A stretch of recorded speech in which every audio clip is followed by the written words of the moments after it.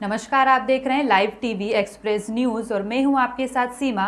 बढ़ते हैं खास खबरों की ओर। राजधानी लखनऊ में रहने वाले शहीद विवेक सक्सेना का परिवार देश के हुक्मरानों से सपूत की शहादत के बदले मिलने वाले सम्मान के लिए 18 साल बाद भी अधिकारियों की चौखट के चक्कर काटने के बाद थक कर हार कर अनिश्चितकालीन धरने पर बैठने के लिए मजबूर हो गया है।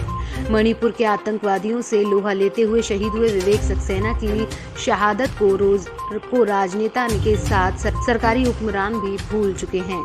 सरकार व प्रशासन द्वारा की गई घोषणाएं भी 18 साल बाद खोखली साबित हो रही हैं। राजधानी लखनऊ के सरोजनी नगर क्षेत्र जन्मे शहीद विवेक सक्सेना केंद्रीय विद्यालय से पढ़ाई में उत्तीर्ण होकर सेना को लेकर अपना मुख्य लक्ष्य बनाया, क्योंकि शहीद विवेक सक्सेना के पिता रामस्वरूप सक्सेना एयरफोर्स में फ्लाइट लेफ्टिनेंट पद पर रहकर देश के लिए 1965 व 1971 देश के लिए बड़ी लड़ाइयां लड़ी। उसके बाद विवेक सक्सेना ने अपनी पढ़ाई पूर्ण करके सेना का दामन थामा और 4 जनवरी सन 1999 खुफिया विभाग इंटेलिजेंस ब्यूरो यानी आईबी को ज्वाइन किया। आईबी में कुछ समय रहने के बाद 22 जुलाई सन 2000 में सीमा सुरक्षा बल में दाखिला लिया और अपने कार्यों से चर्चित मणिपुर में तैनाती के दौरान खतरों के खिलाड़ी डेयरडेविल के नाम से विख्यात रहे और 2 जनवरी सन 2003 में मणिपुर में आतंकवादियों की घुसपैठ में सेना ऑपरेशन ज्वाला चलाया गया, जो 7 दिन तक लगातार युद्ध के दौरान 8 जनवरी 2003 को रॉकेट लॉन्चर MAT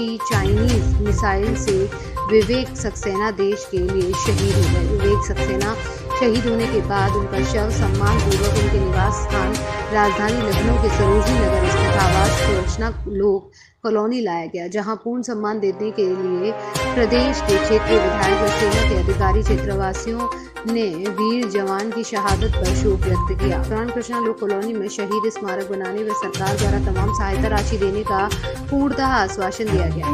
2003 में शहीद विवेक सक्सेना के पिता रामस्वरूप सक्सेना अपने बेटे विवेक सक्सेना के स्मारक के लिए भूमि चिन्हित करने को लेकर तहसील अधिकारियों के चक्कर 2014 तक काटते रहे।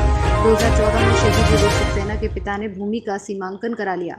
अब रहा सवाल स्मारक बनाने का, जो कि सरकार से इस राशि को मुहैया कराया गया जाता है, लेकिन परिवार के लोगों ने पैसा इकट्ठा कर विवेक सक्सेना की मूर्ति व जो भूमि चिन्हित की गई थी उसका घेराव को लेकर कार्य किया, जो कि 2017 में पूर्ण हुआ। 2017 में उत्तर प्रदेश राज्यपाल राम नायक द्वारा शहीद विवेक सक्सेना के स्मारक का अनावरण किया गया।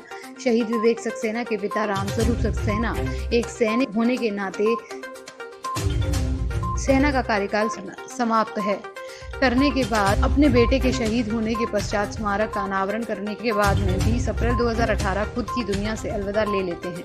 लेकिन परिवार अभी भी एक आस में बैठा है, जिस बेटे ने सेना में रहकर देश की इस रक्षा में अपने प्राणों को त्याग दिया और उसके लिए सरकार से सहायता मिलेगी। शहीद विवेक सक्सेना की माता सावित्री देवी ने बताया कि पिछले 22 दिनों से हम अनिश्चितकालीन धरने पर बैठे हुए हैं। अभी तक कोई भी सक्षम अधिकारी हमारी समस्याओं को सुनने के लिए नहीं आया है। 15 दिन पहले सरोजनी नगर तहसील उपजिलाधिकारी आए थे, 7 दिनों तक आश्वासन दिया था, लेकिन दोबारा वह भी नहीं आया। हम तो 18 वर्षों से लगातार तहसील व अन्य अधिकारियों के दफ्तर के चक्कर काटने के बाद अब हम धरने पर बैठे हैं। जब तक हमारी मांगे पूरी नहीं होंगी, हम धरने से नहीं हटेंगे, चाहे यहीं पर हमारी समाधि क्यों ना बन जाए। अभी तक तो यहाँ पर कोई नहीं आया।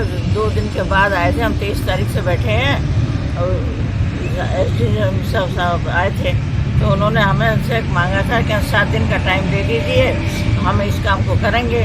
पर 7 दिन भी बीत गए, उसके बाद में भी 3-4 दिन के बाद में भी उन्होंने कहा कि हमें 5 दिन का टाइम दीजिए। 5 दिन का टाइम भी निकल गया, अभी तक भी और कुछ भी नहीं किया है।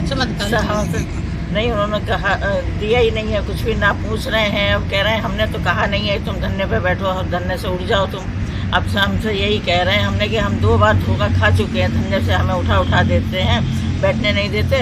अब की बार मैंने कसम खा ली है कि मैं धरने से नहीं उठूंगी, चाहे मेरी यहाँ समाधि लग जाए, पर मैं धरना से नहीं उठूंगी जब तक मेरी मांगें पूरी नहीं होंगी। शासन ने भी कुछ नहीं किया अभी तक। सरकार गवर्नमेंट की, यूपी गवर्नमेंट की क्या कर रही है? कुछ नहीं कर रही है। अभी तक कानों में तेल डाले बैठी है।